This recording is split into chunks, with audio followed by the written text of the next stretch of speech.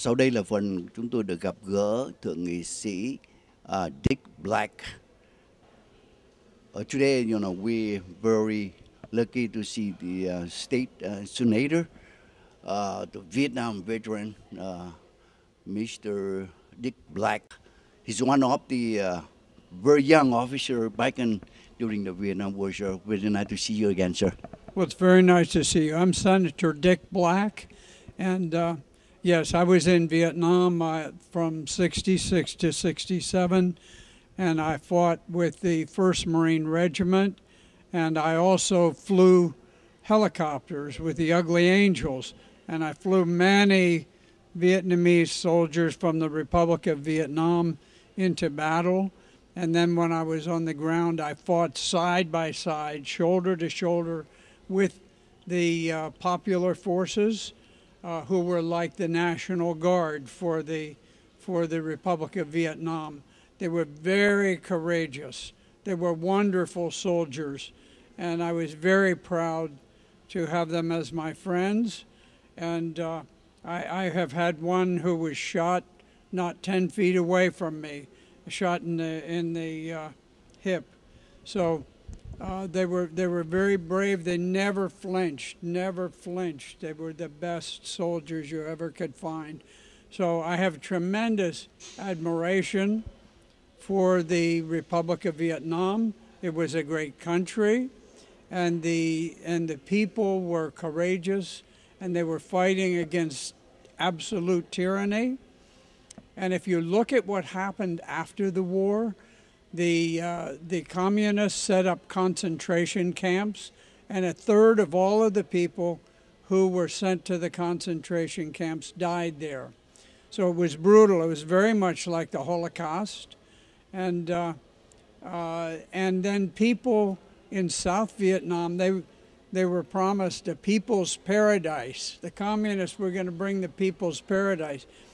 Well, you had mothers who were thrusting their newborn babies into the arms of absolute strangers because they wanted one member of the family to carry the blood of that family, because they knew the rest would all be slaughtered, and they were.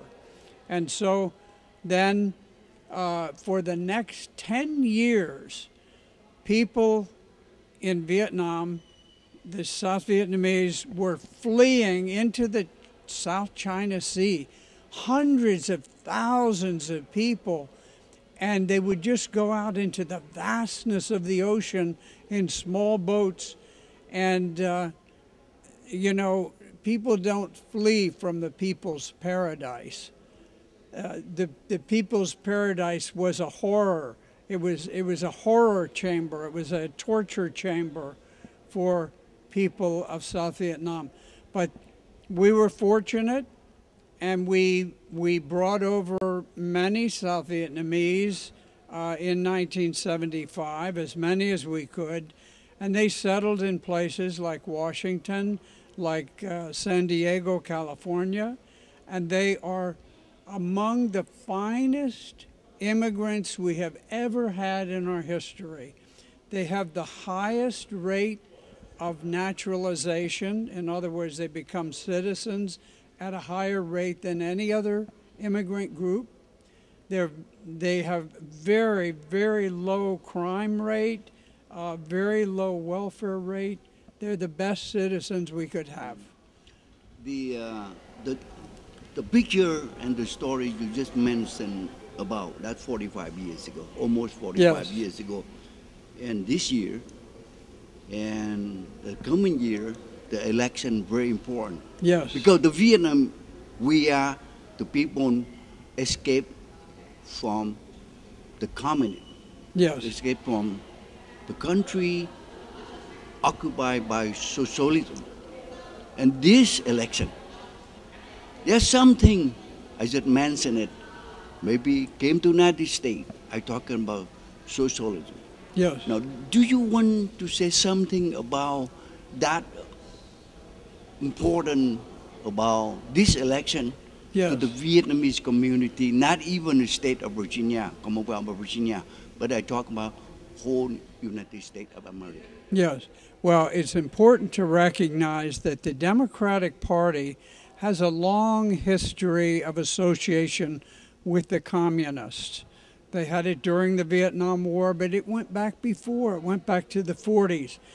Now you have people openly advocating socialism in the Democratic Party. Top people, senior presidential candidates who are saying, we want socialism. We don't want to have a free country. We want to be under the iron fist of the socialists. And this is what they're campaigning on. So it's a very important election because this is our opportunity. Freedom doesn't ever just come. Freedom is sort of unnatural for a country. You have to fight for freedom. Just like people fought for it in South Vietnam, you have to fight for it in the United States, because unless you fight for freedom, then freedom disappears. It's gone. And then you have socialism, where people tell you what to do. People tell you what you can speak, what the things you can say, the things you can't say. They take away your property. They've even said they want to have a guaranteed income for everybody, even those people who refuse to work. They're not talking about people who are disabled, people who can't work. They're saying if people refuse to work, they should be paid money from those of us who do work. And so the socialism is a terrible thing, but it has infiltrated into the Virginia General Assembly. And of course, at the national level, they're proud to be communist and socialist. After the Tea Party had so much strength early during the Trump presidency, the Democrats staged a counter rally, and I was amazed. I looked at the pictures. You never saw them on television, but the pictures, they were carrying big banners of the hammer and sickle. And it said Communist Party USA and Socialist Party and so forth.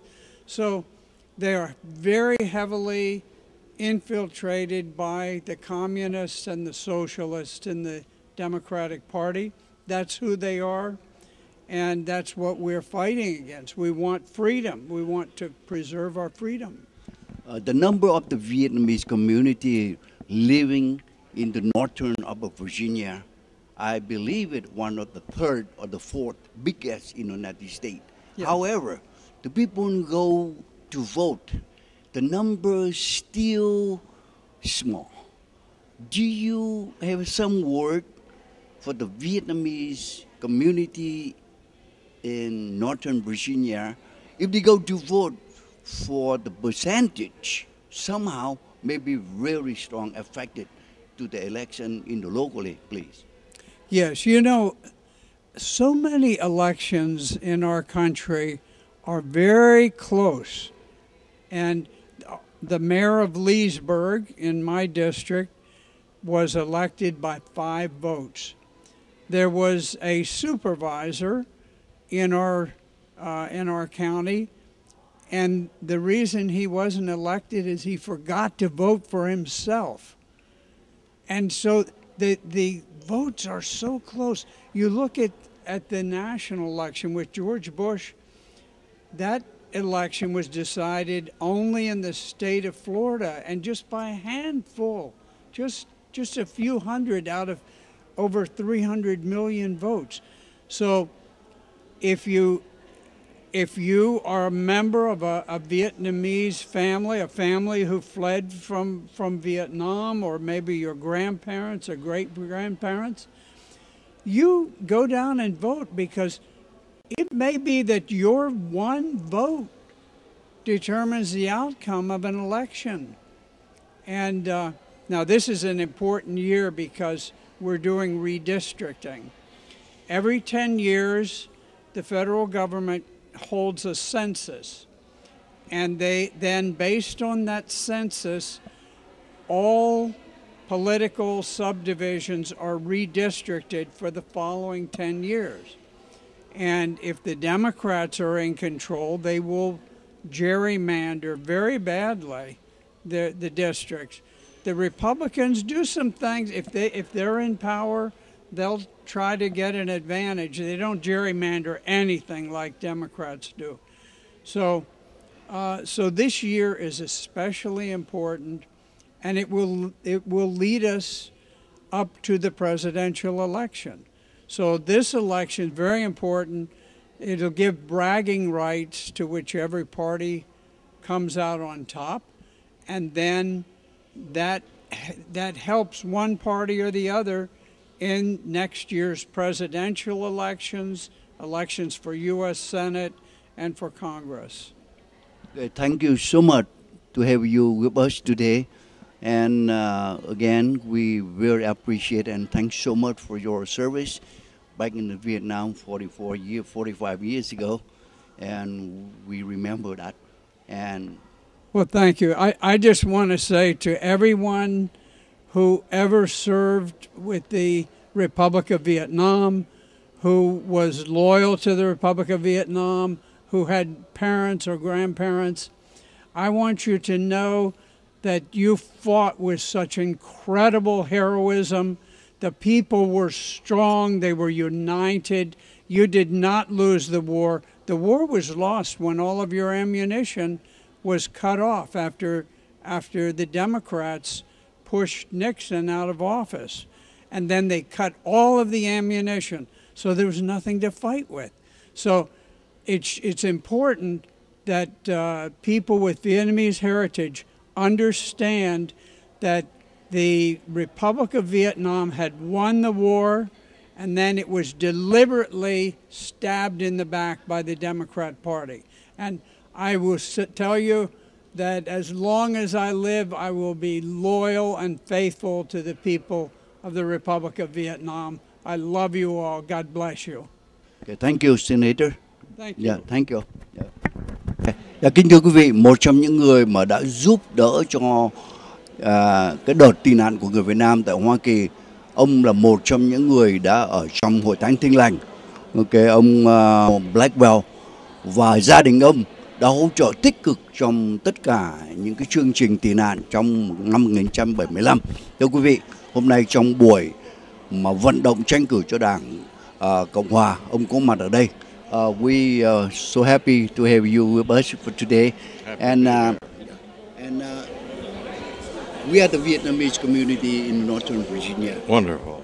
I believe this election is very exciting. It is, and there are a lot of Vietnamese here. When the South Vietnam fell, a great many Vietnamese settled in this area, particularly in Arlington, Virginia, where I live. What is the most important for Republican Party for election of this year? Well, the most important thing is to maintain control of both houses of our General Assembly. The Republicans have razor-thin margins in each house. The courts forced a redrawing of the legislative districts, and so the members or the candidates are running in districts that aren't the same as it used to be. So it's up in the air. We don't know what's going to happen. Back in 45 years ago, you and your family and the church big hand for the Vietnamese refugee settlement in the United States. And this year, that means 45 years ago, and this year for election, I need your some word, talk to the Vietnamese voter in local area, how important go to vote this year. Well, I think the Vietnamese, as much as any group in society, appreciate a government where the free enterprise system works and you can start your own businesses, which many Vietnamese have done. And the conservatives, the Republicans, are favorable to private business, and the left-wing Democrats want to give high taxes, terrible burdensome regulations, and it's not good for anybody, but it would seem to me that people from Vietnam would appreciate this more than most. And also the number of the Vietnamese in this local area, we believe that the number of go to vote not big enough. So what do you think about that? Elections very frequently are decided by very tiny margins. We've had an election that settled the control of the House of Delegates currently. There was a tie election. Both sides had equal numbers of votes, and they flipped a coin, and the Republican won. That's how close it was. So a close election, there are going to be close elections in Virginia, and because of the unsettled district boundaries, it's hard to predict where they will be. Okay, now what is the most advice for the Vietnamese community? Be careful about this election locally. Well, there's more of an opportunity to impact the election in this year than any other year in our 4-year cycle, because it's an off election. We're not electing a president. We're not electing members of Congress. But we are electing half of the state Senate and the whole House of Delegates. And so the vote turnout is going to be less. So anybody who participates actively is likely to have more influence in this election in 2019 than in other election years. Very good. Thanks so much for your share, and we hope this year the Vietnamese community will hear your voice and everybody go to vote bigger and bigger for Republican. Thank you so much. Thank you, Mr. Blackwell. Yeah, thank you.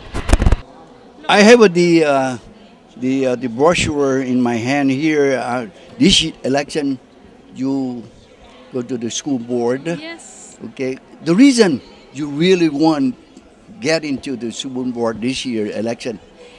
The main reason is because in the schools are teaching our kids a lot of things that are not agreed to. For example, they teaching a lot of liberal stuff. I'm very Catholic, I'm very conservative, and I feel that they're teaching things that should not be taught to little kids.